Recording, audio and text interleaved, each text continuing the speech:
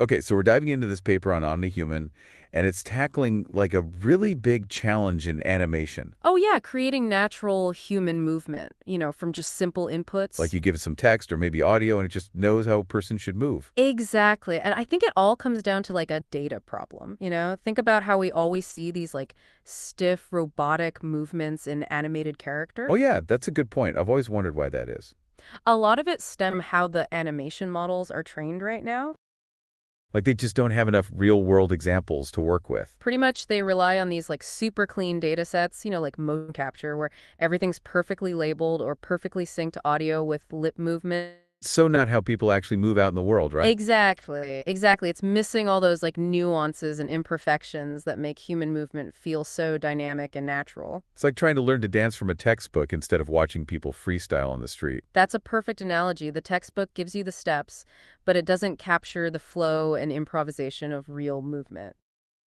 And this paper is saying that this reliance on this textbook data is holding animation back. Yeah, they're proposing a pretty different solution with this omniconditions training. So what is that? Is it like they just throw everything at the model? Pretty much, instead of just one type of data, they're using text descriptions, audio, pose heat maps, you name it, even reference images to capture like a specific person's look. Wow, so the model's learning from like a much wider set of examples, and that should lead to more natural looking movement. That's the idea, and their results seem to be backing it up. That's interesting. So how does that actually work? Well, one of the key things they found is that different types of data can actually support each other during training. Like they learn from each other somehow. Yeah, they call it leveraging stronger and weaker signals. Okay, I'm not sure I follow it. Can you give an example? Sure, imagine you have audio of someone talking, right? That's a weaker signal because it doesn't tell you exactly how their body is moving.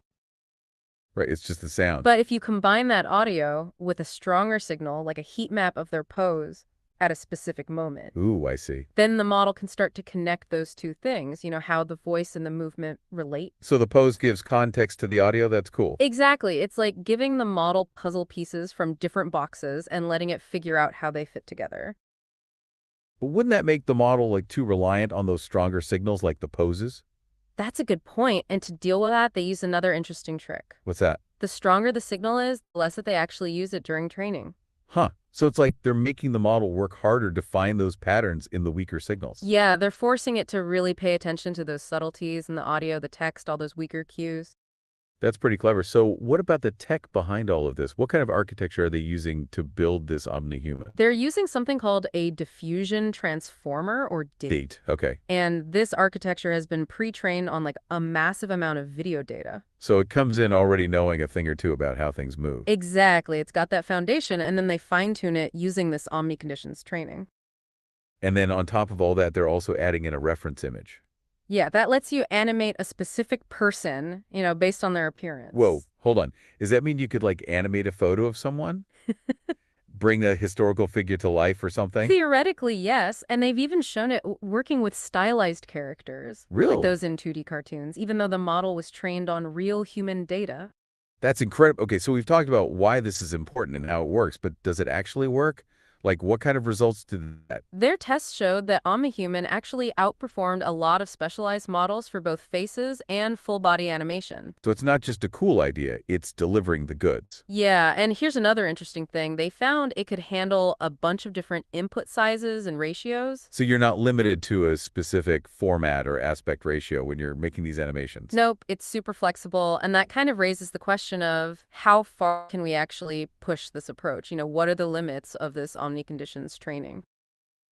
That's a great question, and one that I think we should definitely explore as we look closer at the experiments and results in the next part of this deep dive. So they actually put together this massive data set for their experiments, like almost 19,000 hours of human-related video data. Wow, that's a lot of data. Yeah, and then they carefully chose specific subsets for testing, the audio and pose conditions. Okay, that makes sense. So did they compare OmniHuman to any other models out there? Oh yeah, they compared it to a bunch of leading models for both like portrait and full body animation. And how did they measure that? Like, how did they know which one was better? They used a whole mix of metrics, standard image and video quality assessments, but also some specialized ones for things like lip sync accuracy and how realistic the hand movements were. I feel like hands are always so hard to animate well. How did OmniHuman do with that? Yeah, the results for hand movements were especially impressive, like it really outperformed previous models. So it's not just good across the board, it's excelling in some of the toughest areas. Exactly, and they didn't just stop at overall performance, they also did these things called ablation studies. Ablation studies, what are those? It's where they tweak certain parts of the model to see how it affects the results. So kind of like isolating what makes this omni-conditions training so effective. Right, like they experimented with different ratios of those strong and weak signals during training. I'm curious to hear what they found there. One interesting thing was that using too much data that perfectly fit the strong conditions, like perfect lip sync audio, actually made the model worse at generating dynamic movements. Hmm. That's counterintuitive. I would have thought more perfect data would always be better. You'd think so, but it's almost like it becomes over-reliant on those perfect examples and then can't generalize to more realistic situations. Oh, hey there, how can we help? Yeah, wait a moment, I check the videos.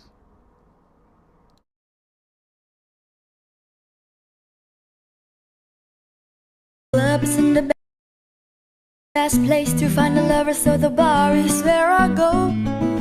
Me and my friends sat at the table, blowing shots, drinking fast, and now we talk slow. We come over and start up a conversation with just me, and trust me, I'll give it a chance. Now take my hand. When I am alone, I sit and dream, and when I dream, the words are missing. Yes, I know that in a room so full of light, that all the light is missing. But I don't see you with me, with me.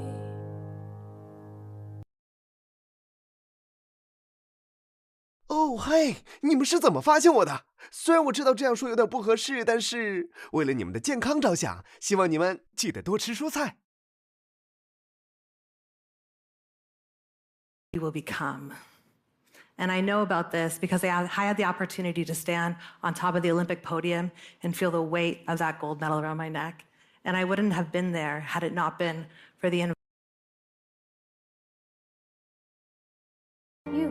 Boring is easy. Everybody can be boring, but you're gooder than that. Life is not a game, people. Life isn't a cereal either. Well, it is a cereal. And if life is a game, aren't we on the same team?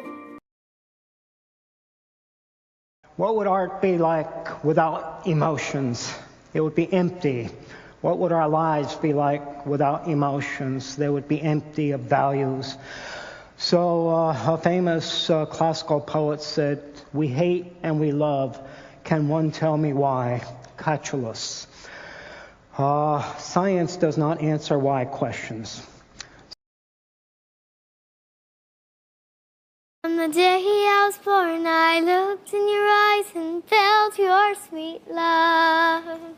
I knew you were the one when I opened my eyes and heard from above. Yes, this is his position, in 2 words. A little while since he obtained an excellent offer of employment abroad from a rich relative of his, and he had made all his arrangements to accept it. Oh, nothing. Just, stretching before we hit the aisles. Shopping is the #1 cause of pulled hamstrings. Probably didn't know that.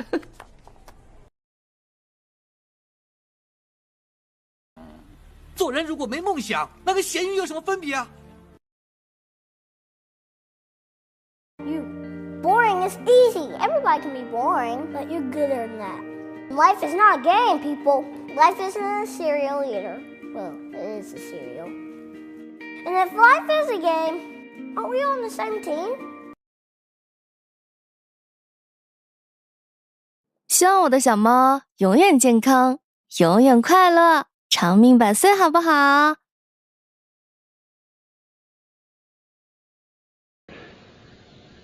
Give people something to believe in, and they will move from you and me to us. And I work, when I get the accolades, when I go in fleets and flights, and when people say that they have read my autobiography or they have read my books, then I understand that what this was how I was making an impact in the lives of my 60 students. So 我不后悔遇见你，更不后悔喜欢上你。谢谢你给我带来的快乐，只希望你每天都开心。Ladies and gentlemen, as a new client of Home Instead and friend and former neighbor of Lori and Paul Hogan, I am so honored to be chosen to offer the invocation this evening. Όταν κάποιος είναι ερωτευμένος, μπορούμε να πούμε την έκφραση «τον πονάει το δοντάκι». Αυτό δεν... 现在住台南，租房子，因为工作的关系。And just explore all the musical theater options out there, but don't just stick for the song that everyone thinks is amazing. Back in the 80s, men, remember? No man, no madness. So no one was... Parce que j'ai toujours habité à Paris et dans tous les cas, j'aime beaucoup la capitale, il y a tout. You want me to tell people that I've spoken with God? Yes. They'll put me away. I'm tired of all the talk that I may be dead. We would be justified to seek vengeance. But instead, we will choose peace. We must choose peace.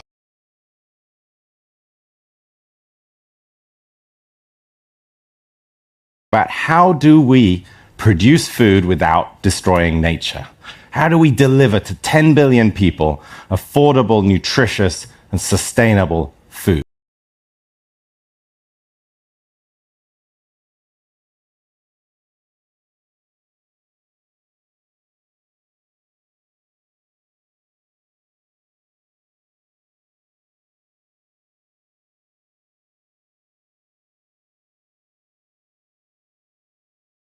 Club isn't the best place to find a lover, so the bar is where I go. Me and my friends sat at the table, blowing shots, drinking fast, and now we talk slow. We come over and start up a conversation with just me, and trust me, I'll give it a chance.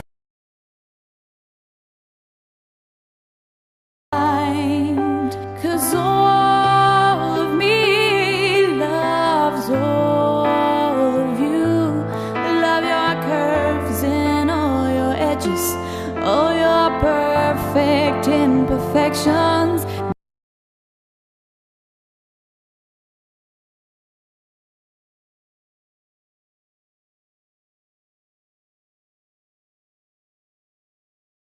That's great. You're engaging with the material so much that you're checking things on the side. Yeah, it's awesome when you bring in your own experiences like that. It helps us connect to the topic. And it highlights that key point we were making about the model learning from the messiness of real-world data, right? That's a great callback. Yeah, it's like even small things that might seem like distractions can actually help us understand the nuances better. Okay, so before your interruption, we were talking about how the model needs to learn from the real world. And that the diversity is just as important as the sheer amount of data.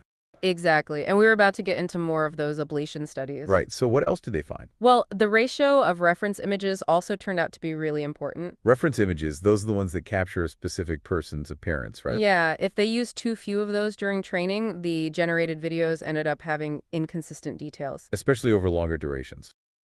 Exactly. So the model needs that visual anchor to keep things looking right, like the person's specific features. Pretty much. And it's not just about numbers and metrics. The paper also includes some compelling visual examples. Oh, yeah. They show the model animating characters interacting with objects, like playing instruments or holding things while talking. That sounds impressive. Those are definitely complex movements that a lot of models struggle with. For sure. And then there's that whole thing about the stylized character animations, like that 2D cartoon moving so fluidly. Yeah, even though the model is trained on real human data. It really shows how well the model can generalize its knowledge of human motion to completely different contexts. Like it's learned the underlying principles of movement and can apply them in all sorts of creative ways. Exactly, and it makes you wonder how far we can push this generalization. Yeah, it could be used to animate creatures or fantastical beings based on their own unique pattern. Oh yeah, let's hear it. Does this set contain movie clips?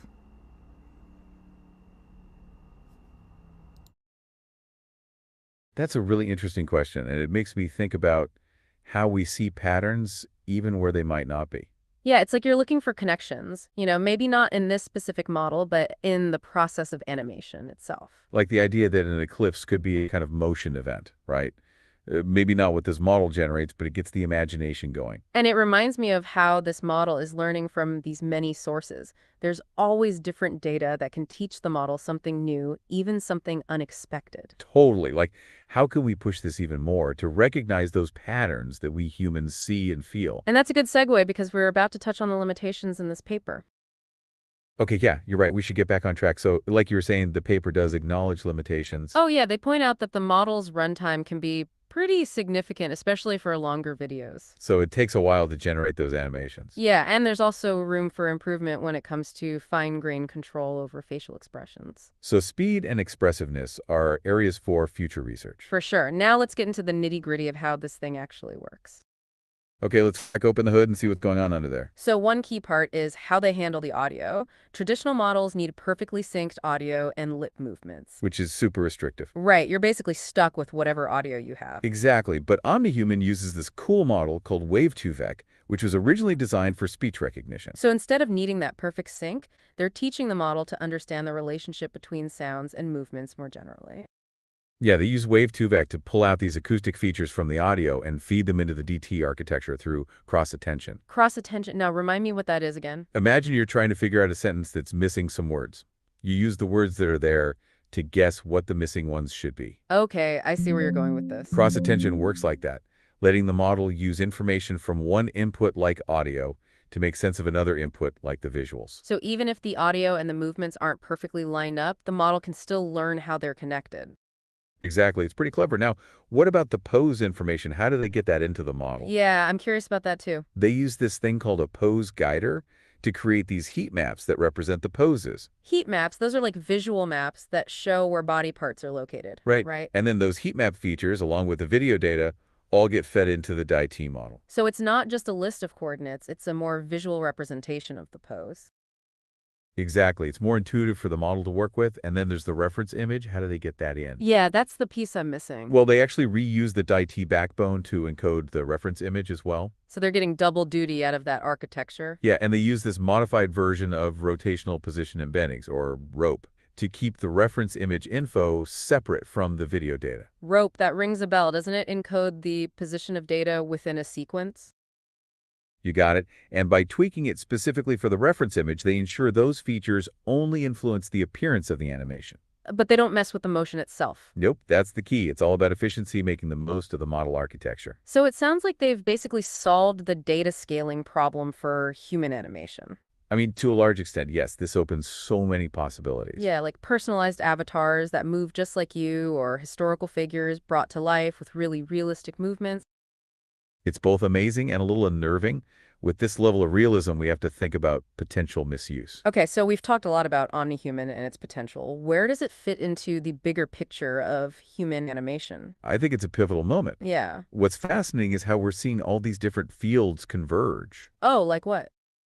Like AI and computer graphics and even cognitive science. They're all coming together to create these increasingly sophisticated virtual humans. It's not just about making them move realistically anymore, right? No, not at all. It feels like we're trying to understand the thought processes behind those movements. The intentions and emotions, all the things that make us human. Exactly. That's where this idea of cognitive animation comes in. Cognitive animation? Okay, I'm intrigued. It draws from psychology, neuroscience, and computer science, right? Exactly. Wow, that's a lot. To create virtual humans that don't just move realistically, but they behave in a way that makes sense cognitively. So it's like giving them a virtual brain. Pretty much. But how do you even model human cognition? Researchers are developing computational models of attention, memory, and emotion. Oh, wow. And then those models get integrated into the animation systems. So instead of programming a specific action, you're giving the character the ability to think and react on its own. Exactly. It opens up the possibility for characters that can learn, adapt, and even form relationships. Characters that are almost like us. Right. Characters with a level of emotional intelligence that could rival our own. It's pretty mind-blowing when you think about it. It is, but we're still a ways off from that, I think. Yeah. What are some of the biggest hurdles right now? Well, computational power is a limiting factor. Modeling complex cognitive processes takes a lot of processing power. So we need even faster computers, basically. Pretty much. And then there's the ethical side of all of this too, right? Oh, absolutely. Creating these virtual humans that are so lifelike raises all sorts of questions. How do we make sure they're used ethically and prevent them from being used for harmful purposes? Like perpetuating biases or creating deepfakes that are impossible to detect. It's a lot to consider as this technology keeps advancing. It really is. So where do you see this field of human animation going in the next few years? I think real-time interaction is going to be huge. Real-time interaction, what do you mean? Imagine virtual characters that can respond to you in the moment and adapt their behavior and dialogue based on what you do. That would completely change gaming, wouldn't it? Yeah, and VR and even online education, the possibilities are endless. It's exciting to think about. What about personalization? That's another big one. Imagine having a digital avatar that looks, moves, and talks just like you. It would be like a digital twin almost. Exactly, a true extension of yourself into the virtual world. That's incredible, but with all these advancements comes the responsibility to use them wisely. For sure, we need to be cautious about things like over-reliance on virtual experiences and the potential for manipulation. It's like a double-edged sword, right? Yeah, I think that's a good way to put it. All right, well, this deep dive into OmniHuman has been incredibly insightful and thought-provoking. It's definitely an exciting time to be working in this field. It's clear we're on the brink of something truly transformative in human animation. Like we've been talking about, there's a lot of potential and real challenges. I agree. It's going to be crucial for everyone to be involved in the conversation. Researchers, developers, policymakers, and the public. We all need to work together to make sure this technology is used responsibly and ethically. Absolutely, that's the key. Well, thanks for joining us for this deep dive into OmniHuman. It's been a pleasure. I don't know about you, but my brain's definitely buzzing with all these ideas, and I can't wait to see what the future holds for human animation. Me too. It's going to be fascinating. And that's all the time we have for today. And as always, we'll be here on the Deep to explore those advancements and delve into all the big questions they raise. So thanks for listening, everyone, and we'll catch you next time.